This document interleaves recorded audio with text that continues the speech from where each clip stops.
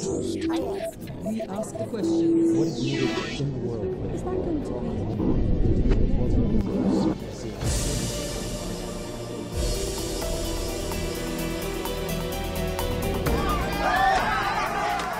They are images that shocked the world and that no Kenyan wants to see again. Men hacked to death, women and children burnt alive as they sought refuge in a church. The disputed presidential vote of 2007 erupted into an ethnic conflict that left more than 1,200 dead and 600,000 displaced. A coalition government in 2008 put a lid on the tensions, but now there are worrying signs of what might come in the upcoming elections. Hundreds have been killed in Tana River Delta, where political rivalries have inflamed conflicts over resources.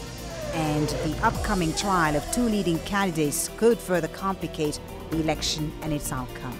Uhuru Kenyatta and his running mate William Ruto are due to stand trial for crimes against humanity at the International Criminal Court in The Hague in April, just a month after the vote, for allegedly stoking the violence last time around. The ICC accuses Kenyatta, currently the Deputy Prime Minister, of directing youth from his Kikuyu ethnic community to fight Raila Odinga's supporters in 2007. Charges he's always denied. Will an electoral victory give him a chance to escape international justice? Uhuru Kenyatta talks to Al Jazeera. Uhuru Kenyatta, thank you very much for talking to Al Jazeera. It's a pleasure. Welcome to Kenya. Thank you. Yeah? Why should Kenyans vote for you on March 4th? What is it about you that would make a great leader for this country? We have put together over a period of time a coalition whose key objective are two major points. One, the need to ensure that we have peace and stability in our country, and the recognition that for that to happen, we need to have a united nation. We need to bring the Kenyan communities together. What we've seen since the advent of multi-party politics in this country is the fact that politics have in many ways been localized, been ethnicized, and this is partially one of the reasons that every election year we tend to find ourselves in problems. What do you respond, Uhuru Kenyatta, to some of your critics who say that you haven't earned your place in Kenyan politics, like your rival Raila Odinga, that you're in the position that you're in today because you're the son of Jomo Kenyatta, the founding president, that basically you were born with a silver spoon in your mouth? What do you say to them? That is indeed a fact. I am who I am. I can't deny who I am. But with regards to earning my position in Kenyan politics, I think a lot of people tend to forget that I've been in this political situation for quite a while. I actually entered active politics in 1992, right? I vied for the first time and actually didn't make it in 1995. I've grown up the ranks of my former political party, KANU, basically starting at the grassroots of my own in our own local area. There is a sense that your background, because of who you are, basically determines why you're here now. Well, you know, one would look at Raila Odinga you say he's earned his place, but he was also equally he was jailed. The son I know, I'll get to that in a minute, but he was jailed. He went through very tough times, which you didn't necessarily. Being jailed is not necessarily a qualification to earning leadership positions. All right, let's talk about how you would handle the issues that confront Kenya. Both you and your running mate, William Ruto, are facing trial at the International Criminal Court in The Hague in April, just a few weeks after the first round. And you've both said that you would continue to appear before the court even if you were elected. Absolutely. How are you going to defend yourself against such serious charges while at the same time running the affairs of a country of more than 40 million like Kenya? The first thing you've got to recognize is the fact that Kenya, as a signatory to the ICC, we ourselves as citizens of this republic have first and foremost acknowledged that we have to follow due process, right? And we have voluntarily accepted to answer to those charges, right? Because all they are is accusations that have been leveled against us. We have not chosen, first and foremost, to run away. And I think that's the first thing that we need to... What I guess I want to get to is it feasible, is it practical to be... Let me get to you. Let me get to you. All right. That first and foremost, we have accepted to follow due process. Due process states, right, that you are actually innocent.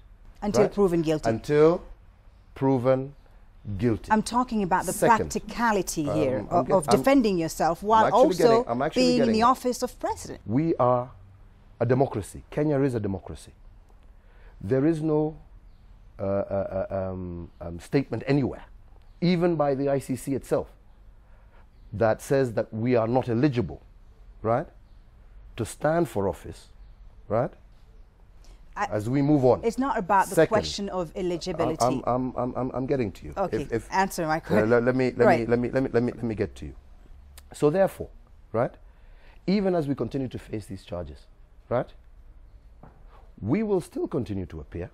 The affairs of government, right?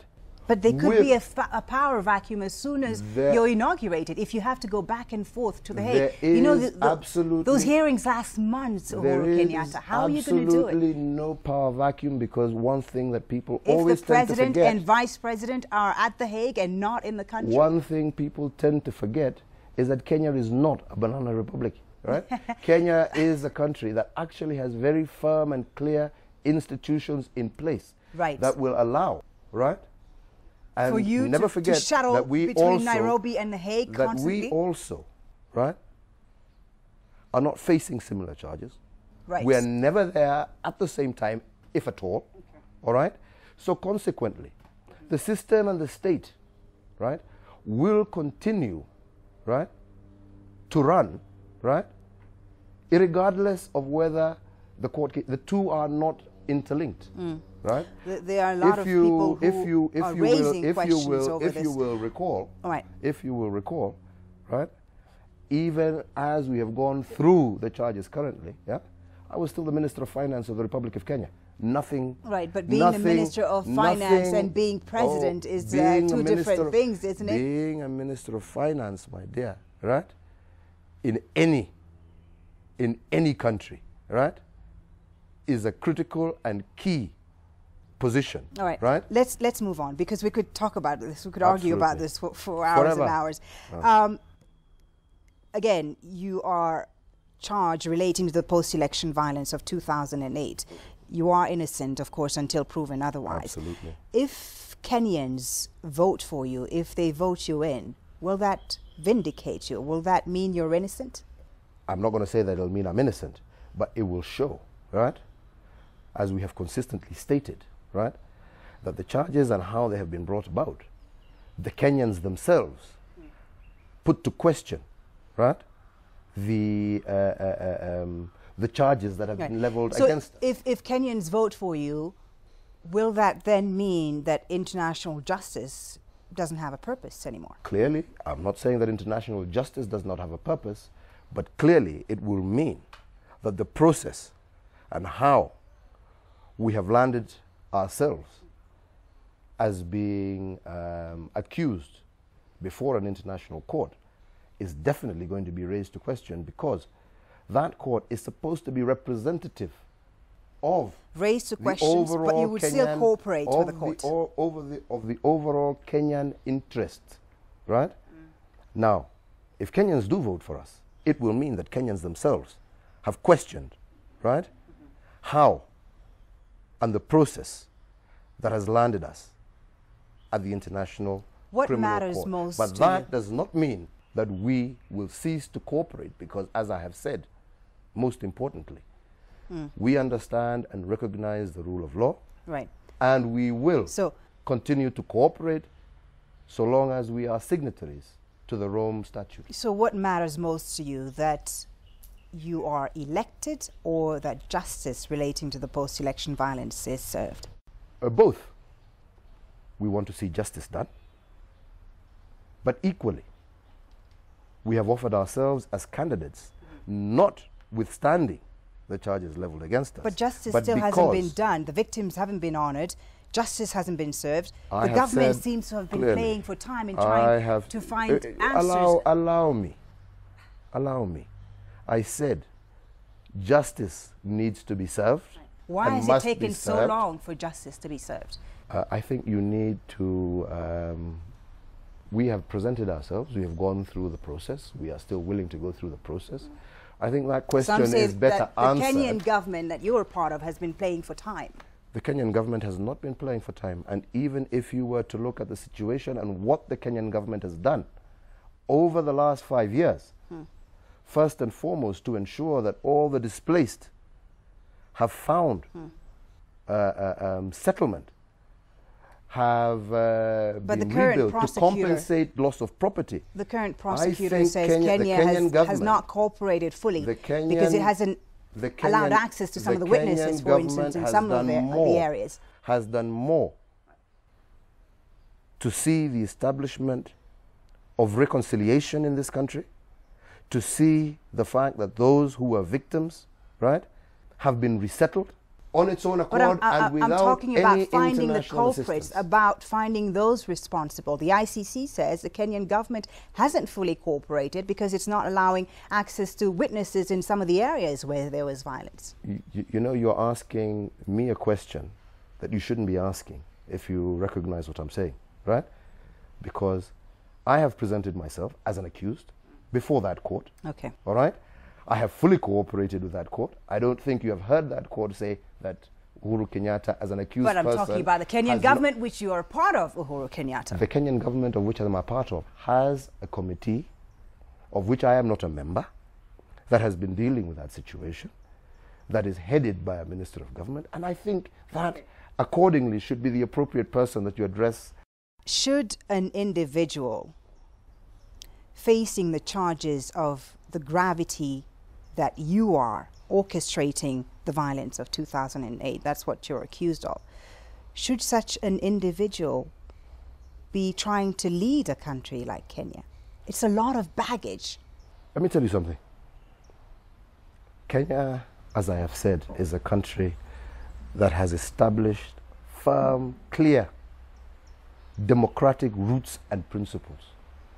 The question I should be asking you is that we are not forcing ourselves onto the Kenyan people. We are offering ourselves for election, democratic elections.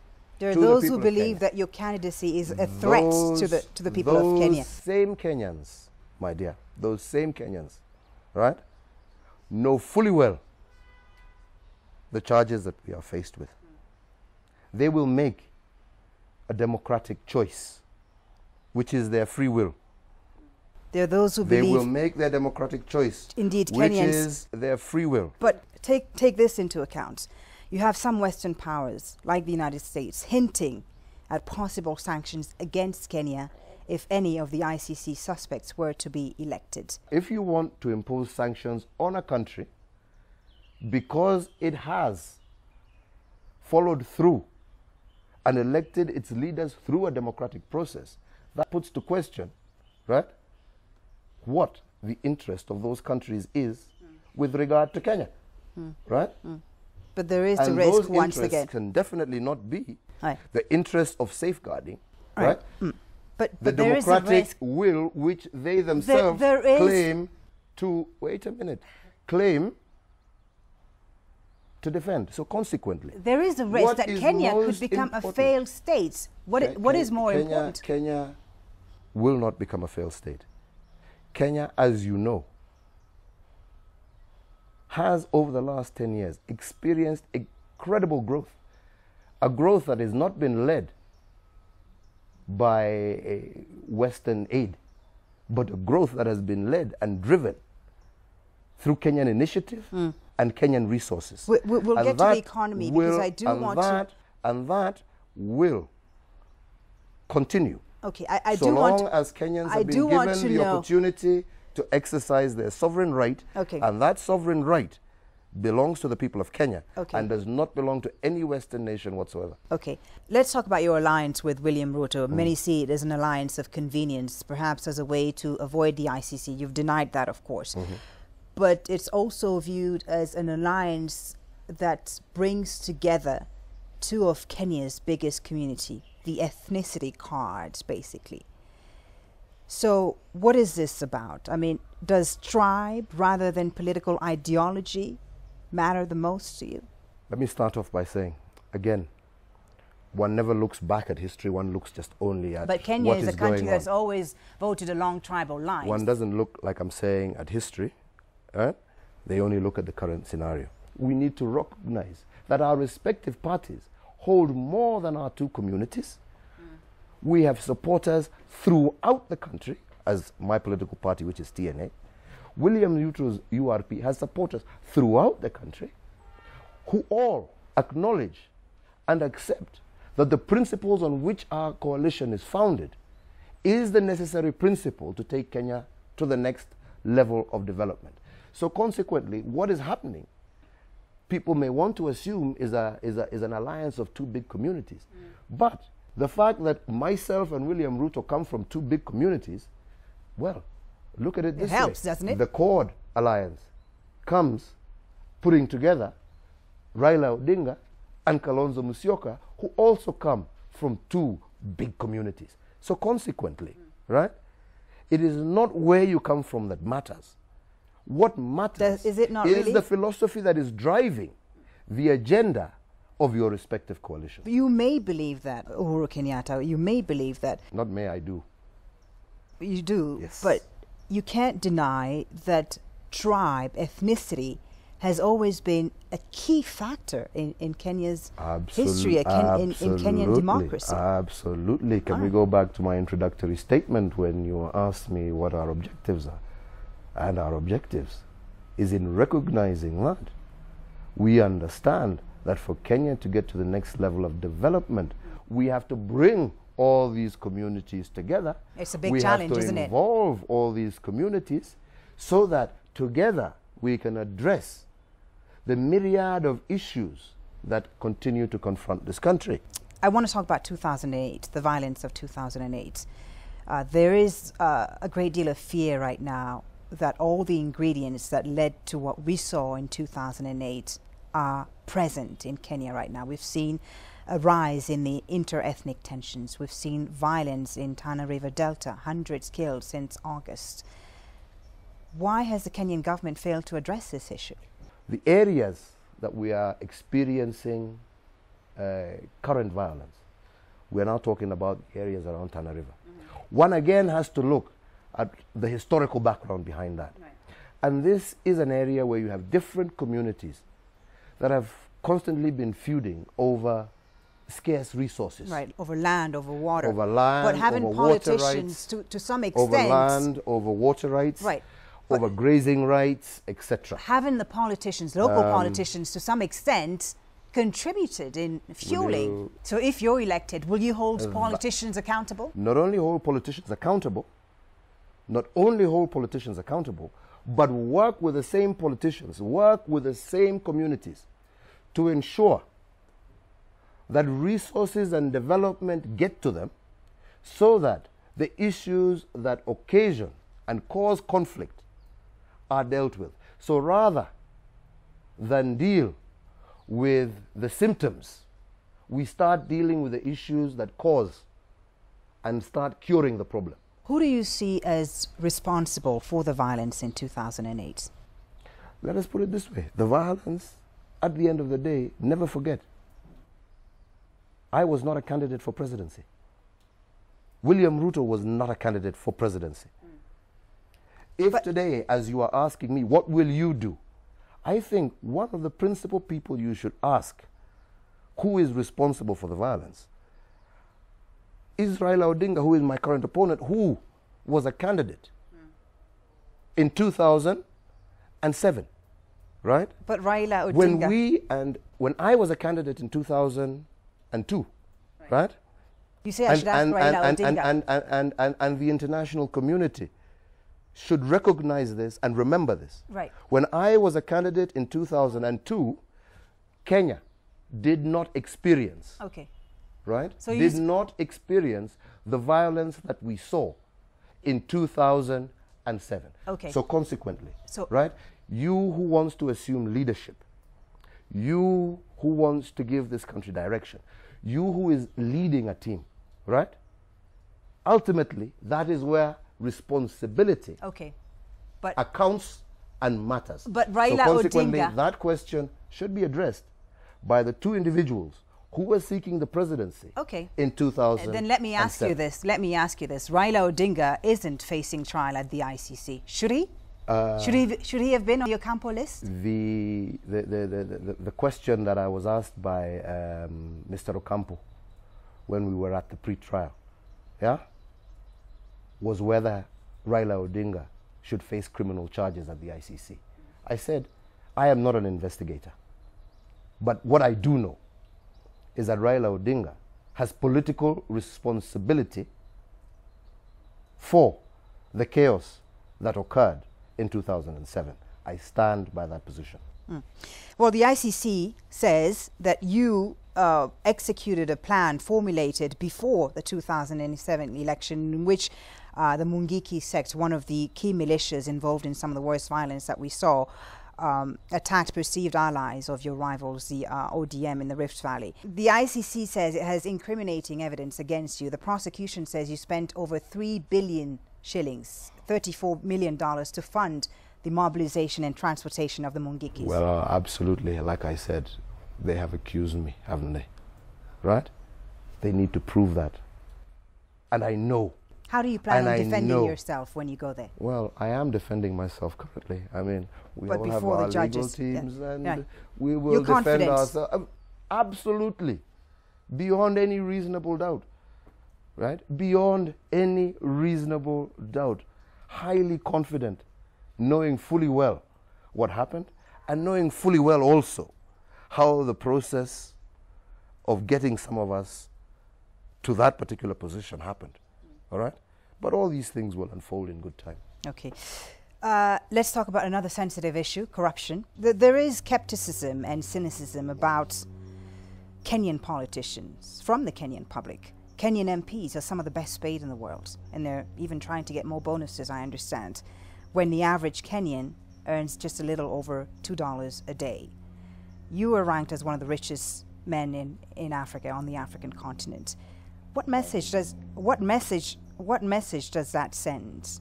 You know, and when you are in power, how will you change this image that Kenyans have of their politicians as being filthy rich? So the issue is not about wealth creation. What the issue is to ensure, and that is really where we need to be able to focus ourselves, that wealth creation is not actually limited to a few. All right? And that's actually part of what our new constitution is all about. Shouldn't Kenyan politicians then lead by example? It's on record that I said that we cannot, right, first and foremost, afford, and secondly, neither is it morally correct to be awarding yourself salaries when we still have so many others in government who need that increment much more, and we're not setting the right example. The Kenyan economy is growing, but perhaps not at the 7% that the World Bank thinks it should be growing.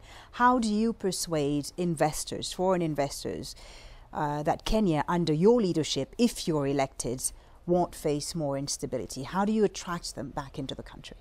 If we just build, like I said, on tackling the social challenges that Kenya faces, and not tackling those social challenges through imprisoning people and etc., but by creating and expanding opportunities for Kenyans, right? So that the average Kenyan themselves begin to feel that they themselves are part and parcel of this great economic growth. That is what ultimately will create stability in this country. That stability is what, therefore, if Kenyans are willing and prepared to invest in their own country, so too will foreign investors say, in that country, where those people, they themselves are investing in their own economy. They themselves have confidence in their own economy. That ultimately is the key that attracts people to a nation. Uhuru Kenyatta, thank you very much for talking to Al Jazeera. Thanks very much. It's been a pleasure. Thank you.